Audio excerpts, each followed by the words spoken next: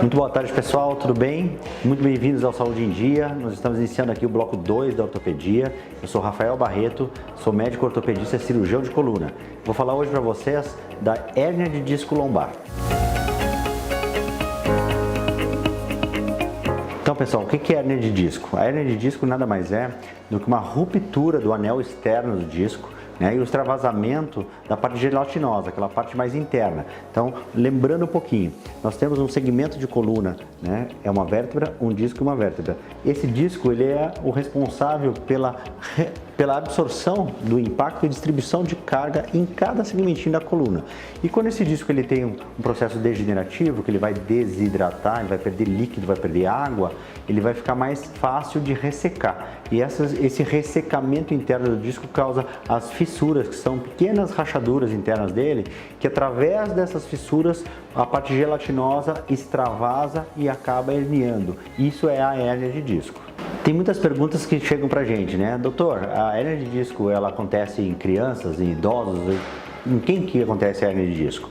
A hérnia de disco ela pode acontecer em todas as faixas etárias, né? Ela é muito mais prevalente entre os 20 e os 50 anos, mas ela pode acontecer em crianças, em adolescentes e em idosos também. Os segmentos que são os mais acometidos, né, que a hérnia de disco é mais frequente, são os últimos dois segmentos da nossa coluna. Por quê? Uma coisa básica, é o segmento que tem a maior absorção de carga, é o segmento da base da coluna que tem uma mobilidade, né, um estresse mecânico maior. Então, esses são os níveis que são mais acometidos. Como a hérnia de disco ela é causada pela ruptura do anel do disco, a principal causa são alterações degenerativas. Tá? Existem outras causas, como causas traumáticas, né? Que a pessoa que teve uma queda, fez um esforço, acaba rompendo esse disco, mas a grande maioria, a pessoa já apresenta uma desidratação discal, então ele já apresenta aquela alteração que a gente conversou daquela vez, em relação à desidratação, ele já tem uma alteraçãozinha degenerativa, com desidratação, com abaulamento, ele já perdeu um pouquinho da sua altura, ele já está formando aquela barriguinha que seria que nem um pneu de carro que murcha. Essa é a principal característica de um disco que tem uma chance de romper. E o que a gente sente quando a gente tem uma hérnia de disco? Na grande maioria das vezes a gente tem uma sequência de eventos, a gente teve o mau jeito, teve o esforço, né, ou aconteceu de uma forma espontânea. A primeira coisa que vai acontecer é uma dor nas costas, é a lombalgia que a gente comentou no programa anterior. Então a gente vai ter uma dor nas costas quando há a ruptura desse disco. Assim que esse conteúdo extravasa, normalmente depois de alguns dias inicia-se um processo inflamatório naquela região ali e uma irritação da raiz nervosa. Aí, a grande maioria das vezes a gente vai desencadear a famosa ciática, aquela dor que irradia pela perna, que todo mundo conhece. Então, essa é a característica clínica de uma hérnia de disco. Vai acontecer a ruptura do disco com desconforto nas costas, ou de imediato ou após alguns dias vai ter início a famosa dor ciática, que é a dor que irradia pela perna. Então a hérnia de disco ela é uma doença que na grande maioria das vezes, né, 90% das vezes, a gente vai ter uma resolução natural. Então não vai precisar fazer nenhum tipo de intervenção. O que a gente faz? A principal causa da dor é a inflamação. Então a gente tenta tratar essa inflamação. De que forma? A gente trata isso com medicamentos, seja via oral, né, seja injetável. A gente pode abrir mão, né, de alguns procedimentos de dor, que são os bloqueios, que a gente vai falar mais lá para frente em alguns outros programas. E da fisioterapia, que faz parte desse tratamento e é um dos principais braços de alavanca aí para você sair da crise mais rápido. Na fisioterapia, a gente vai fazer um trabalho de identificação, né, de movimento de preferência, de postura de preferência, para poder aliviar um pouquinho a pressão dessa raiz e já ir desinflamando essa área da coluna para poder trazer um alívio de dor e uma retomada aí à atividade diária, seja ela de hábitos de vida diária em casa, né, seja do trabalho, seja retomar gradualmente a atividade física. Então, quem tem hérnia de disco não necessariamente tem que ficar acamado ou em repouso. Tá? O tratamento ele vai depender muito do sintoma. Então, você vai fazer um repouso relativo numa fase mais intensa de dor, vai dar início ao tratamento medicamentoso e a reabilitação ela vai ajudar a acelerar esse processo, trabalhando componentes mecânicos, inflamatórios e posturais desse paciente. Então, como 90% das hérnias a gente não tem uma indicação de cirurgia, a história natural vai resolver e a gente vai dar uma ajuda à história natural, que seria, né, a evolução natural da doença. com o tratamento conservador, que é o que acontece na grande maioria das vezes. Então, um dos questionamentos muito comuns que a gente recebe no consultório é em relação o paciente falar: doutor, eu tenho hérnia há 20 anos, há 10 anos. Isso é uma situação muito incomum, muito infrequente, tá?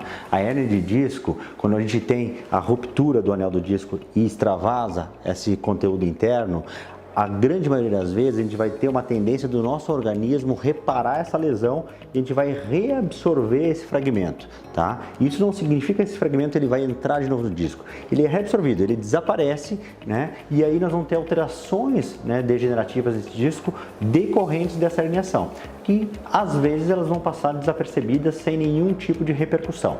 Então é fundamental fazer, depois de uma crise de hernia de disco, um tratamento de prevenção. E essa prevenção, ela vem junto com mudanças de hábitos, atividade física regular, exercícios de estabilização e de fortalecimento da musculatura do tronco e do quadril, e também o uso de algumas medicações, principalmente suplementos, que ajudam a melhorar a nossa cartilagem e dão uma freada, né? Desaceleram esse processo degenerativo natural da nossa coluna.